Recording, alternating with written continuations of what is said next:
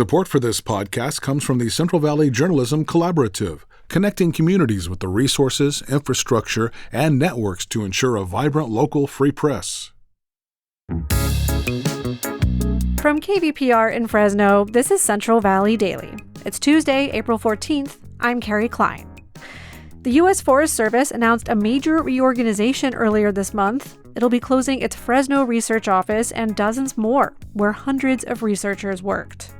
You know, what's not clear yet from the plans that I've seen released into the public is what will happen to those researchers. Today, we'll learn more about the potential fallout from those changes, but first, these headlines. Congressman Eric Swalwell has announced he'll be resigning from Congress following sexual assault allegations from former staffers. Shortly before that, he dropped out of the race for California governor. His departure from the race signals a major shakeup for Democratic candidates. Swalwell was among the race's top polling Democrats. California polling expert Paul Mitchell says Swalwell's exit from the race means it's less likely two Republicans get the most votes in the June primary, a possibility Democrats openly feared. Democrats, at least right now, are probably relieved that they're not going to face two Republicans in the runoff, but they're also very anxious about what this means for the race and where voters might coalesce in the coming days around the remaining Democratic candidates. Mitchell says the candidates most likely to pick up his supporters are billionaire Tom Steyer and former Congresswoman Katie Porter. Two candidate forums in California's gubernatorial race will be held in Sacramento today, and both will focus on Latino issues. Cap Radio's Gerardo Zavala has more. The first is hosted by the California Hispanic Chamber of Commerce and will center largely on candidates' economic plans. Organizers say Democrats Javier Becerra, Antonio Villaraigosa, Tom Steyer, and Betty Yee, along with Republican Steve Hilton, have confirmed they'll attend. A second forum is being hosted by the ACLU, the California Immigrant Policy Center, and the Latino Legislative Caucus Foundation. That event will focus on issues like affordability, immigration, and civil rights, according to organizers. Democrats Katie Porter, Tony Thurmond, Steyer, Becerra, Villaraigosa, and Yee will be present. Republican Chad Bianco declined, and Hilton is undecided. Latino voters, a key bloc making up more than 20% of likely voters in California, remain up for grabs in a crowded race with no clear frontrunner. In Sacramento, I'm Gerardo Zavala. Fresno Unified School District has begun covering murals of the late labor leader Cesar Chavez. This follows allegations last month that he sexually assaulted women and girls in the 1960s and 70s. According to the Fresno Bee, Fresno Unified trustees directed schools to assess their sites for murals, building names, and other tributes to Chavez. At least one mural of Chavez went up at Edison High School, and the district named a child development center after him. Spring is college decision time, and seniors from one Fresno high school have been admitted to UC Berkeley at a record rate. 34% of applicants from Edison High were accepted to be Cal Bears. That's the second highest acceptance rate in the state. Edison is known as a competitive STEM-focused school that offers extensive advanced placement classes. Have you ever wondered how a local town got its name or why it exists to begin with? That's what we do on KVPR's Central Valley Roots. Dig into local history. Learn something new about your community. Listen to Central Valley Roots wherever you get your podcasts or visit kvpr.org/roots. And now to our main story. At a time when California is facing the growing impacts of climate change and a trend that's seen some of the state's most destructive wildfires in just the last 8 years, the U.S. Forest Service has announced the impending closure of 3/4 of its research facilities.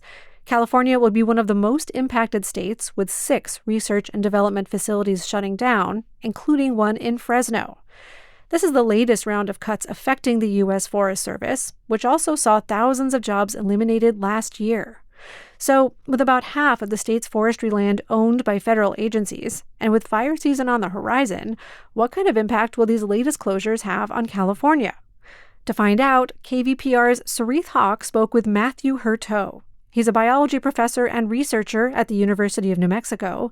He's studied forests in the Sierra Nevada for over 2 decades, and he gave some examples of the kinds of forest research happening in our region.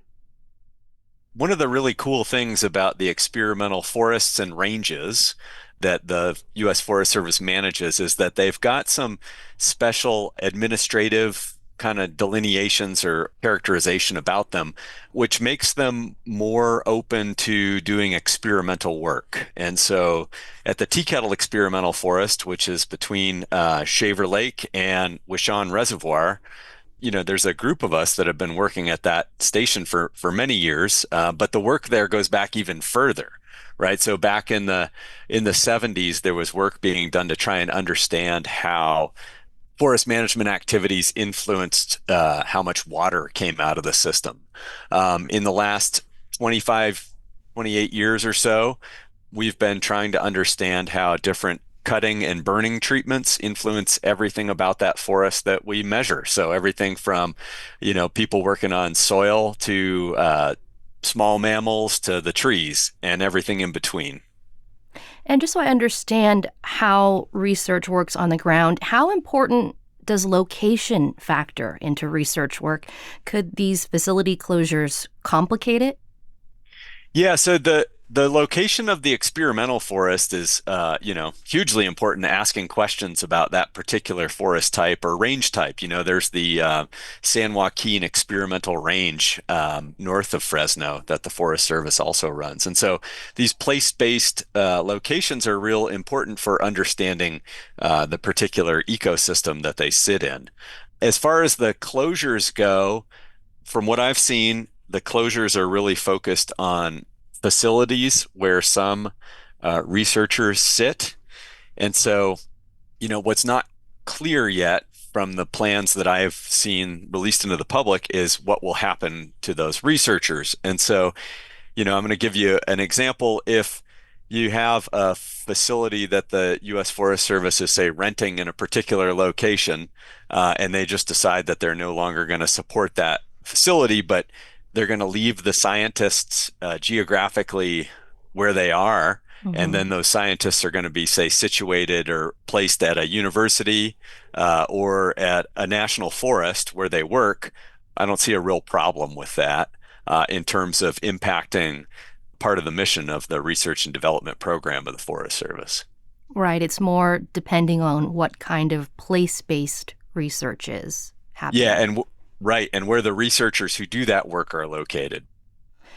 I'm going to turn to California here. You've spent, like you mentioned, a lot of time in the state. We're looking at the possibility of another drought year.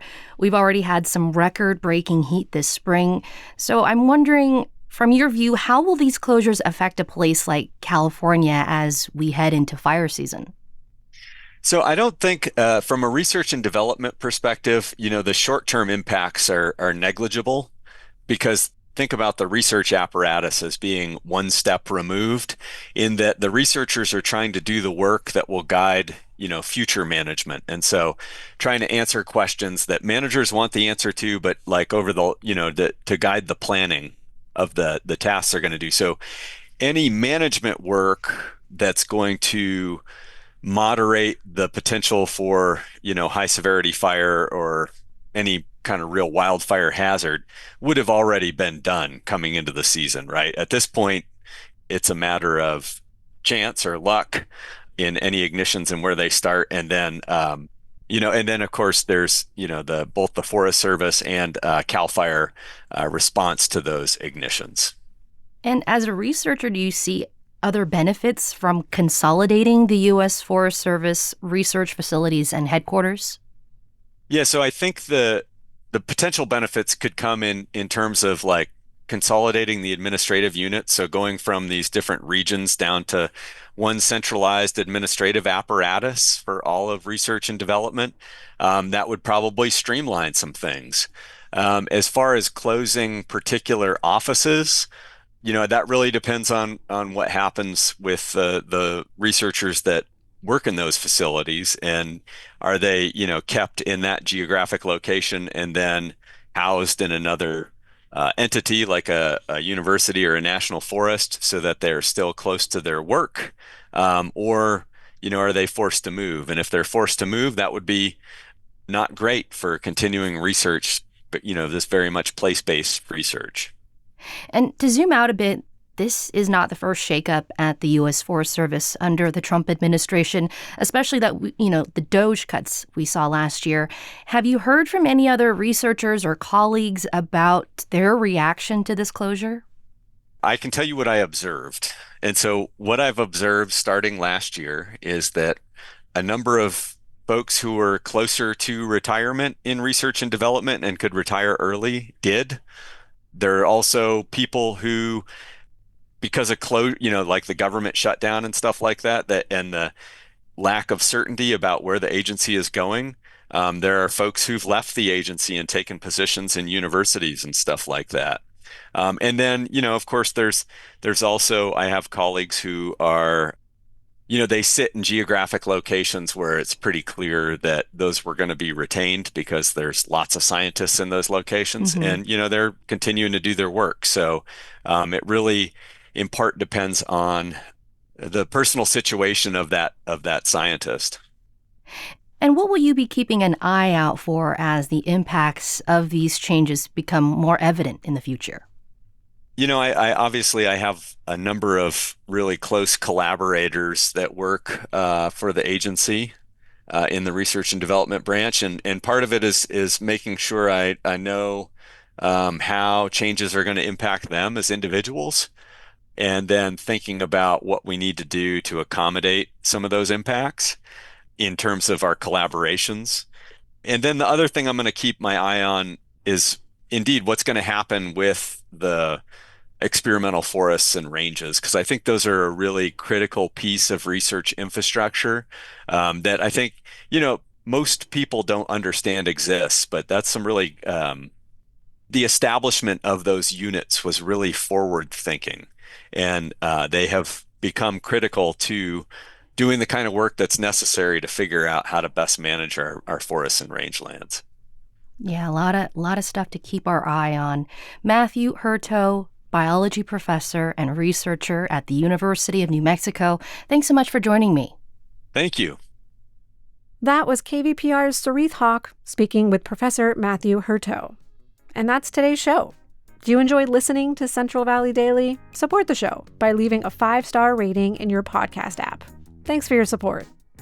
Today's episode was produced by Jonathan Linden and KVPR with support from the Central Valley Journalism Collaborative. I'm Carrie Klein. Find the latest local news anytime at kvpr.org.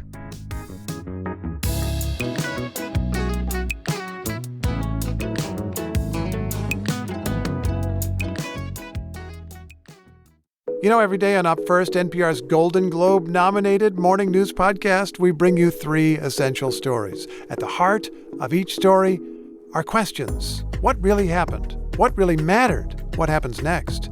At NPR, we stand for your right to be curious and to follow the facts. Follow Up First wherever you get your podcasts and start your day knowing what matters and why.